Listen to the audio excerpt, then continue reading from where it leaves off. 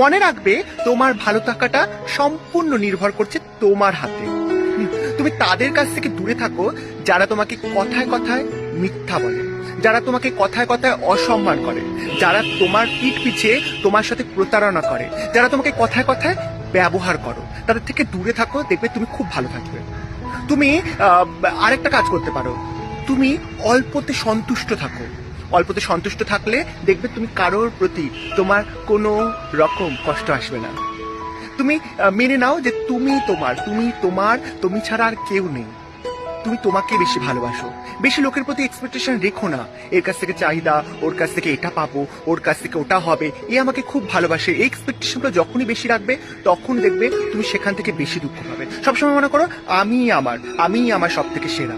আমার কেউ কখনো ছিল না, আমার কেউ কখনো নেই, আমার কেউ কখনো হবে না, আমার কেউ কখনো থাকবে না। এটা যখনই ভেবে নেবে তুমি অল্পতে সন্তুষ্ট হয়ে যাবে এবং তুমি দেখবে কখনোই দুঃখ পাবে না।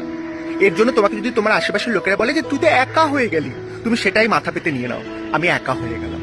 কেন বলতো? আকাশের চাঁদও কিন্তু একাই থাকে, তবুও দেখো কত চকচকে আর উজ্জ্বল। আকাশে সূর্যও একা থাকে, তবুও দেখে নাও সে কত তেজ।